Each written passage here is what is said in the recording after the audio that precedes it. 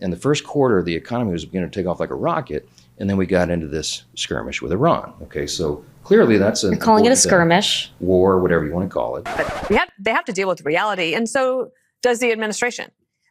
Because the Iranians are, and the Gulf allies are, and the Houthis now want in, and there are multiple problems. I'm uncomfortable talking about munitions because that should be classified. The Iranians, they've got a death wish, and when the president says he has patience, so do they. Like, they'll wait this out. They don't care about paying for their people. They don't care about their people at all.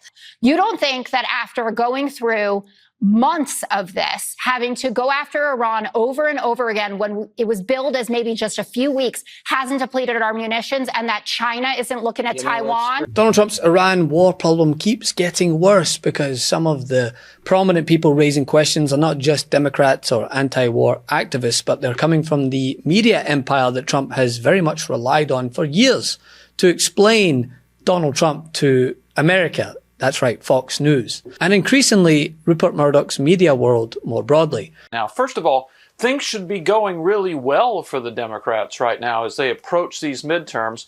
President Trump's job approval rating is low. It's under 40% in the Real Clear Politics average. The so-called generic ballot shows that more people want a Democrat to represent them in Congress than a Republican. History is on their side. Presidents usually lose a lot of seats in the House in a midterm, and yet the Democrats are totally out of money. For almost a decade, Trump has enjoyed an extraordinary political advantage that he had basically an entire network dedicated to singing his praises. But the Iran war appears to be pushing parts of that ecosystem beyond the point where the old script works. The Guardian reviewed recent Fox News coverage and found something remarkable, that prominent Fox personalities who are normally sympathetic to Trump are openly questioning whether his Iran strategy is working.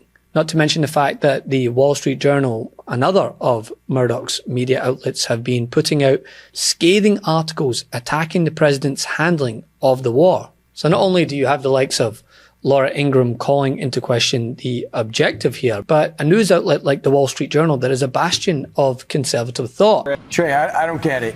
We hear there's friendly negotiations going on, but is Iran saying they're not talking at all? That they'll just keep a ceasefire going as long as we don't hit them. And Trey, if the Iranians are serious about, let's make a deal, why would the Iran state-linked media put out that very disturbing propaganda video about the president and his family yesterday? But, Mr. President, stop telling everybody what you're going to do and just do it. And then tell the American people, all of us who want to be supportive, what is our objective, what's the strategy, and then go execute. We're talking about a Chinese company that is reportedly going to provide Iran with at least 400 shoulder-fired missiles over land. And these are missiles, man-pads, that are used to shoot down helicopters and jets. The same type of missile that shot down that U.S. plane earlier this year over southwestern Iran. I just think the you hit us, we hit you is just the worst kind of scenario because what do we have, 96 days to the midterms. Iran's goal, they know our political process, is for Donald Trump's party to pay a political price. And Ned, when you're looking at these polls that came out today, there's a huge dissatisfaction with the war in Iran. I mean, it is overwhelmingly considered a negative drag on the U.S. economy and just not worth it. I don't think it's more sophisticated weapons. I think they got more sophisticated targets, and that's Russia. There's no way Russia is not giving them the targets to locate our assets in Egypt. Well, so it's the same drones, cheap drones, but they're more accurate in their targeting. I mean, in one example, late July, after reporting that threats had forced Trump to use an alternative aircraft rather than Air Force One, prominent host Laura Ingraham said if Iran can credibly threaten Air Force One overseas, then America obviously did not decimate Iran's military capability. She said, quote, they're still capable of a lot of harm. This is a sticking point with young voters, the war, the conflict with Iran. We keep hearing there's progress, then 2 days later there's no progress, and more problems in the Strait. What can you tell the American people? I know you don't want to get ahead of the president or the talks, but you were the face of the talks, and a lot of the pre-Trump, Bush-era Republicans are coming after you, saying you own it now, J.D. Vance. So to that you say? Well, first of all, if they want to make me own the effort to try to bring this war to a successful conclusion, I'm happy to let them make me own it. I am absolutely trying to do that. But to your point, that sometimes requires one step forward, two steps back, then three steps forward and one step back. I can certainly understand the American people are maybe looking at this and they say, well, it seems like we're making progress and then it seems like we're not. Well, the reality, Laura, is that number one, the Iranians are extraordinarily difficult people. Number two, they have a fractured system. So there are people within their system who want the war to be over. There are also people within their system who are crazy radicals who want the war to continue. Our job is to navigate through that and get the best outcome for the American people, but for the President of the United States as well. And I do think that where we will ultimately land, it's going to be messy and it's going to take some time to get there. Where we will ultimately land, as you see, oil, I think, was at $79 today. Those oil prices are going to come down and stay down. Iran will never have a nuclear weapon, and the United States will be in a stronger position. But we're kind of in the middle of the game, and I think people are trying to prejudge exactly how this is going to go. I can tell you with confidence it's going to go in a place that is good for the United States of America, but we're going to use all the tools that we have, military, economic, diplomatic, to make sure we bring this thing to the right resolution. They're trying to drive a wedge between you and Trump. It's clear to me. I mean, Sure. It's clear to all of us who kind of were there and they're jockeying in 2015, Yes. you know, the Jeb Bush. And I know the Jeb has a good relationship with the president now, and that's great to hear. Not to mention that countless hosts have identified Trump's deepest political vulnerability ahead of the midterms. The fact that he promised Americans he would keep them out of endless, unsatisfactory wars.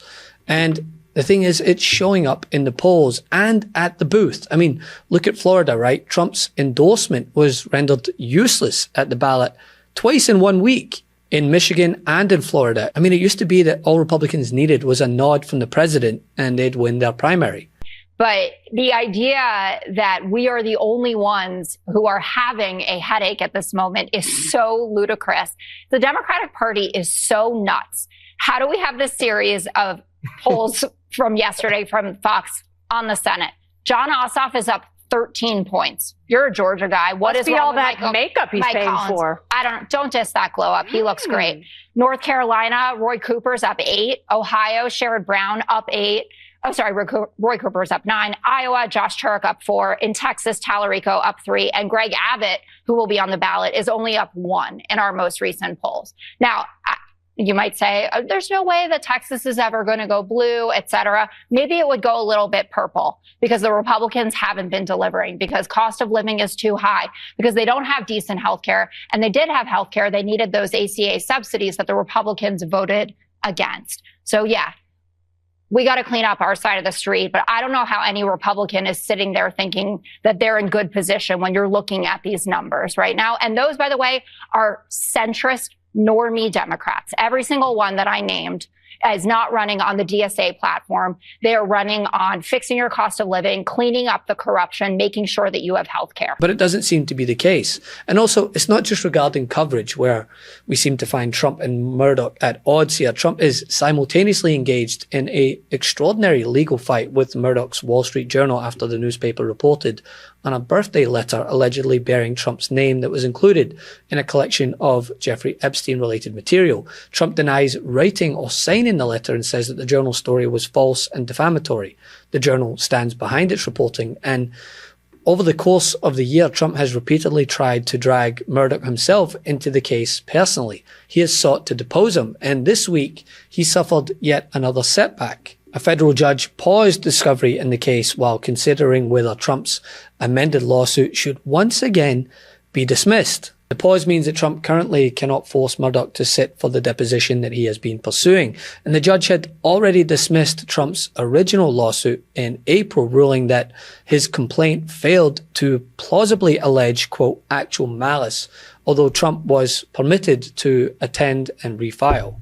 All right, this morning, signs that President Trump's political movement, the so-called MAGA movement, is losing support amid a key group. With us now, CNN chief data analyst Harry Enton. So what's going on here? What is going on, Mr. Berman? What's going on is simple. Is the MAGA movement was built among the working class, non-college Americans. And take a look at this trend line that we're looking at in the data. Here we go. Okay, net favorability rating, the MAGA movement, non-college adults. Back in October of 2024, look at that. on the plus side of the ledger, positive, plus 6 points.